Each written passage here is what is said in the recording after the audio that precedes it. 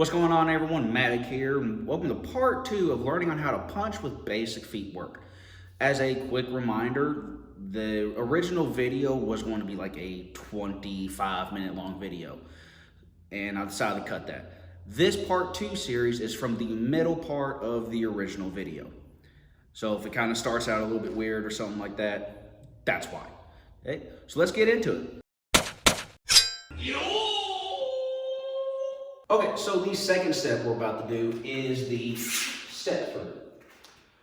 This is my personal favorite type of step to do because most of my favorite techniques, or even techniques that I'm kind of trying to work on, can almost all go with this type of step. It closes distance very quickly. You're able to do a whole lot of different techniques with it, and for bigger guys or heavier, once we kind of start coming forward and we can catch you off guard just enough, you can't stop us. We're just going to run over you. So kind of the first step through we're going to do is kind of similar to the drill that we did in the 1-2 punch video, where you just step out, throw your jab, and then your reverse punch. We're going to do the exact same thing, except we're just going to step through and do it. So as I come forward, 1, and then 2.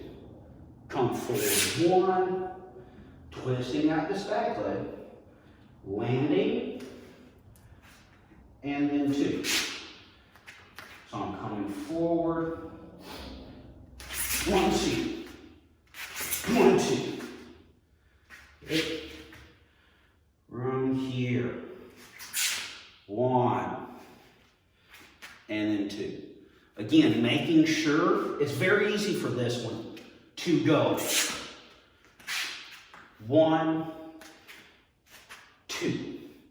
I don't normally do it this way, so I had to think about it for a minute. But it's very easy to see people first learning how to do this. To go 1, and then 2. 1, and then 2. So make sure you don't do that. Okay, so for this next version of doing the step through 1-2 punch, has kind of 3 different timings, which really messes people up. And so basically for all of these, you're going to throw a reverse punch.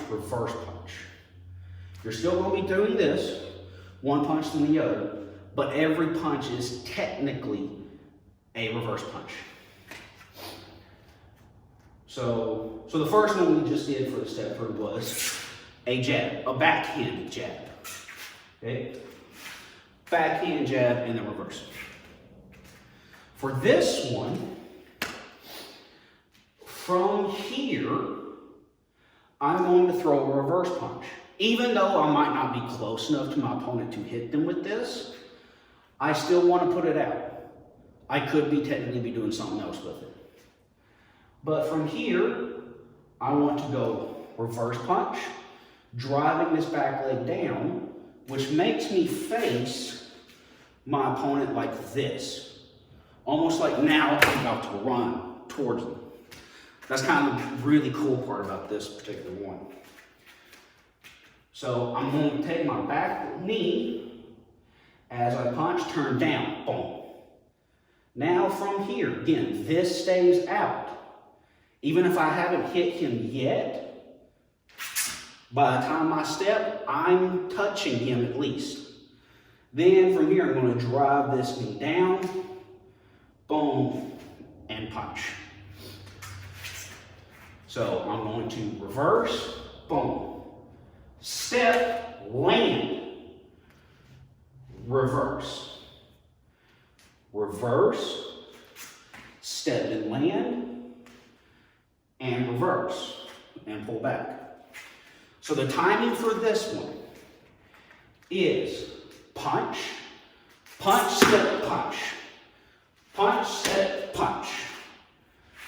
Again, as a tool, you can put a small stomp, in, boom, and then boom. Okay, so the second timing is the first punch is exactly the same. Reverse punch, boom. This is gonna stay out. The difference is where the first one we went step, then punch. This one is I'm going to punch, step, step and punch at the same time. So hand and foot. So 1, 2, and come back. 1, 2, and come back. Okay, so now the third version of this one is, so the first one was punch, step, punch. Second one was punch, step, punch. I'm making it look ugly for a reason. And the third one now is punch, then as I'm stepping, I'm punching. So punch, as I step, I'm punching. Boom. Okay. Boom. It looks weird, I admit, but all three of these versions are based off of what your opponent does. The first one is if your opponent moves away. You need that extra time to figure out what to do, if they're close enough, what you're going to have to do. The second one is if you catch them as they're going back. So you got to get that hand out, boom. The third one is if they're really quick, so you have to get that hand off as quickly as possible. So you might be thinking, like, wait a minute, when I do my reverse punch, I should be like turning my hips and shoulders and like driving my back knee down, but I don't feel like I'm doing that. So how's their power? And that's very valid. And that's kind of one of the problems that when we try to move people past the punch, step, punch, once we try to get them past that, they're so used and ingrained in their mind that they have to feel this twisting that it's very hard for them to get these other two timings. We'll call them timings. It confuses the crap out of them. But here's the secret. Your knee is automatically driving down. And you are twisting your body, it's just not a lot.